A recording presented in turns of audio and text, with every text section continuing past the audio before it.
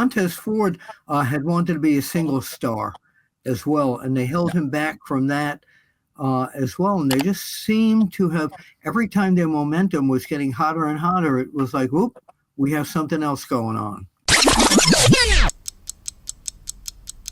Yeah. Montez Ford, here's somebody I want to talk about. This is somebody that honestly I have always thought was incredible in the ring with the Street Profits. And he recently spoke out about his frustrations of being in WWE, saying, quote, for me to sit here and go like, how's it going? That is good. That would be a lie. There's always pleasure in doing what you love, but does it get to that point of sense of frustration where anything you try to accomplish in life, you may feel like it's either taking too long or it's been too long or nothing happens, end quote. Bill, what was your impression by this? Part of me kind of wonders if this isn't a storyline angle, maybe. With no, I don't think it's a storyline at all. No, I don't think so.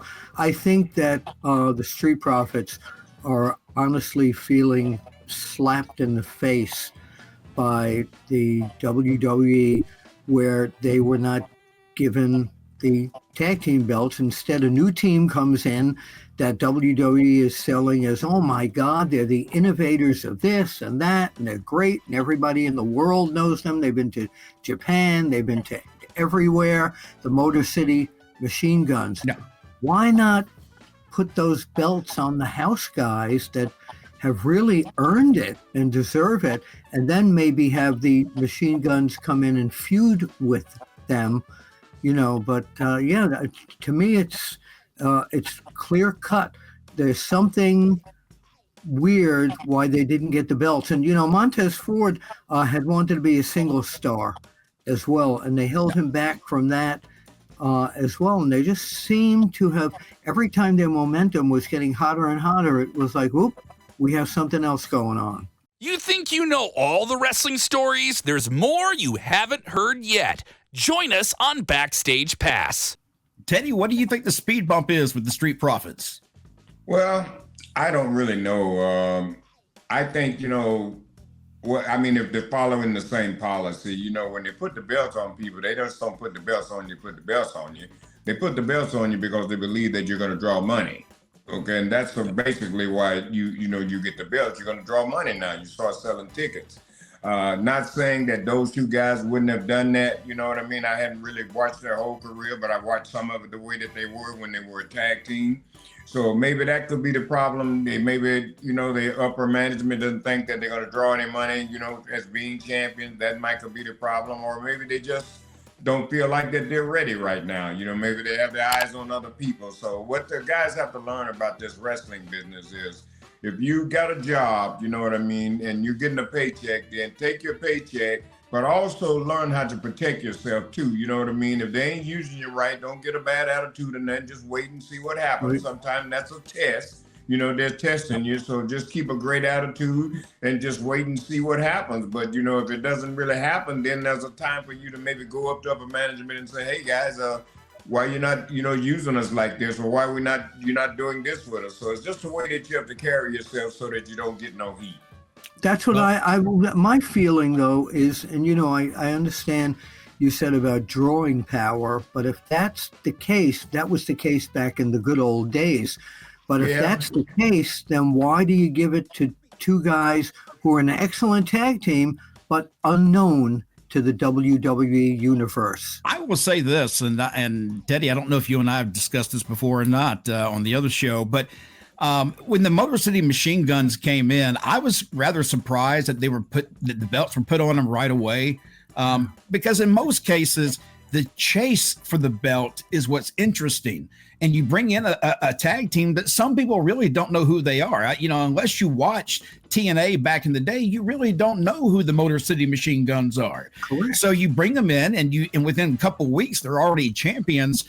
And there was no chase for the titles. There was nothing for the fans to really, get around them. I thought the presentation was done backwards. I really thought they should have come in chasing after those belts instead of winning them right away. And people was going, well, who are these guys? who owns, who's got these belts? Well, all that's kind of gone down the drain now. You know what I mean? That's exactly the proper way to do it. Get a storyline out of it. You know what I mean? Make it mean something. So when they do finally come to a head where they're going to go for the titles, then people now know who they are, and now the people will make their decision whether they want those guys or whoever they're working with. So, but I think the business just changed now. It's mostly entertainment, basically now, more than wrestling. So everything is just moving fast. So it's yeah. I think that and I've mentioned this before on our show, is that the matches that the Motor City Machine Guns, and again, not taking anything away from their past, the matches that they've had in WWE, they're getting killed 90% of the match, and then they come back for a spectacular victory.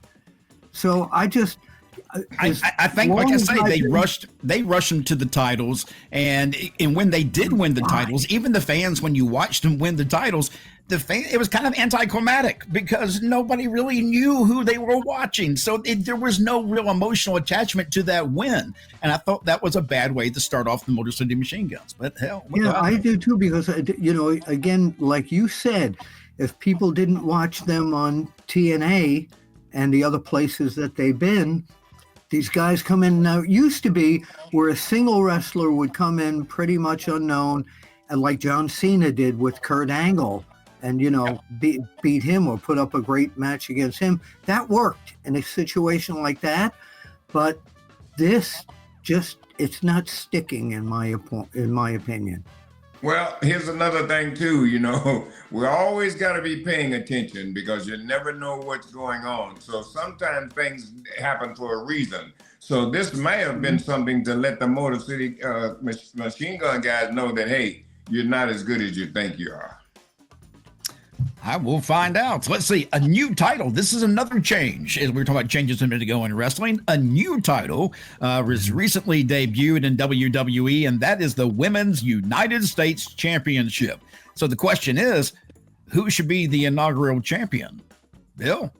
Oh, I already have my answer. Well, first of all, they announced it on SmackDown. Yes. So, but I assume that, and they haven't mentioned anything about this, I assume this is going to be a tournament leading up to a PLE that will decide the first United States Women's Championship. Now, if you noticed recently, they've been making some very small hints about Bianca and Jade kind of coming to blows. And, people wanted to see that after the Royal Rumble, when they became face-to-face. Yeah. What better platform to have them both in the final match of the United States Tag Team and the United States Championship? And I think the first champion would just look magnificent with Jade Cargill with that United States belt coming out looking like this, whether she's a heel or a baby face by that point, that's up to the fans. These days, the fans decide if you're a heel or a baby face, as you know. But I would pick Jade Cargill. No taking away from Bianca or Teddy's lady, Nia Jax. Appreciate that. Thank you. I just wanted to throw her name in there so you're not offended there. But I can see the look of Jade Cargill becoming the first WWE United States champion. She just looks the part. Teddy, on a recent Raw, just the latest one as we're recording this, I saw Jade on Monday Night Raw performing in the ring, her and Bianca in a tag team match. I got to tell you, Jade Cargill looked the best I've seen her in a long time. Her movements look right. They looked like it wasn't rehearsed. She looked natural delivering these moves. If this is where the future is going to go with Jade and she's just starting, oh my God. Yeah, I agree with you, Bill. The inaugural champion should be the U.S. champion, being that of Jade Cargill. Teddy, what did you think? Well, I have to kind of agree with you guys too, but there's Bianca too, you know what I mean? And she looks absolutely great too, man. So there's money there with Bianca and Jade Cargill. I'm gonna tell you that right now. So I just hope that the upper people see that and use them and do the right thing with them. And since we're talking about this, I want to go back. We're talking about the Motor City Machine Gun guys, and I said, maybe they weren't good as they think they are. Well, some people may say, well, what are you talking about? They put the titles on them. Yeah, they did put the titles on them, but what kind of reaction did they get when they put the titles on them? Yeah. Oh, yeah. You see? So that's why I say they would put the titles on you too to see. Yep. Oh, but now remember, Mac, remember that Jade Cargill, by the way, getting back to this, if I remember right, was the first TBS champion in AEW. Yeah.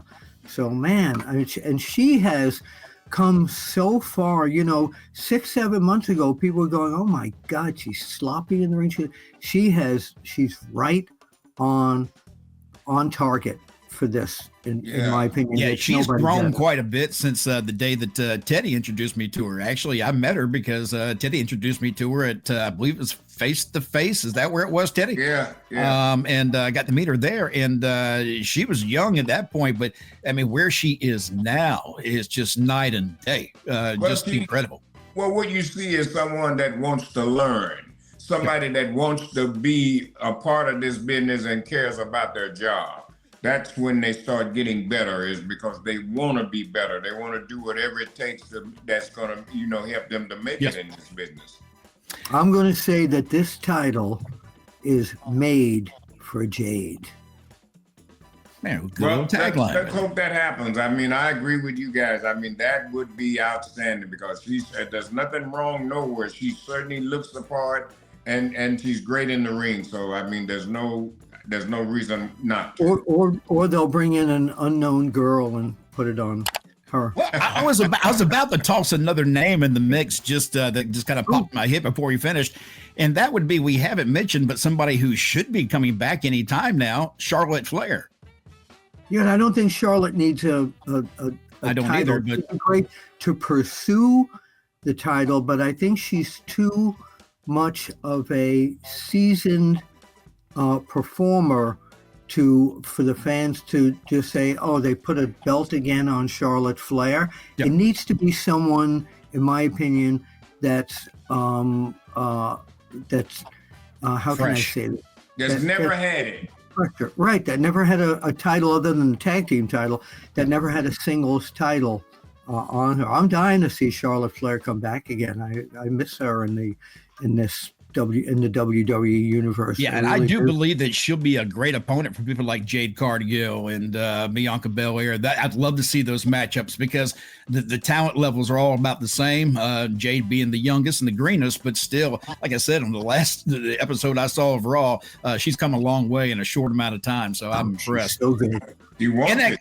Yes. Let me bring something up while we have a moment here. One of Sportskeeda's own, Dirty Dutch Mantell, has been having some health issues as of late, and not just him, but also his wife. And a GoFundMe has been set up to help the family. So if you have an opportunity at some point, go to GoFundMe, look up the Dutch Mantell GoFundMe page and make a donation if you can. But I do know that Dutch has not been feeling well. In fact, Bill, I believe you filled in for him recently on the show. I have on Smack Talk, yeah. And nobody can replace him. I mean, I enjoy doing that show, but he's irreplaceable. Yeah, he's somebody that I had an opportunity to work with on a couple occasions with Sportskeeda as well. Always very nice and actually kind of funny when you get to talk to him. Teddy, you know Dutch pretty well from the old days, don't you?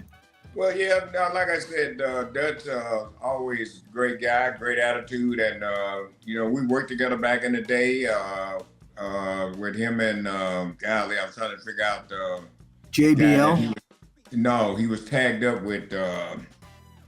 Golly, I can't think of it. Oh, down in Memphis. Bobby Jaggers.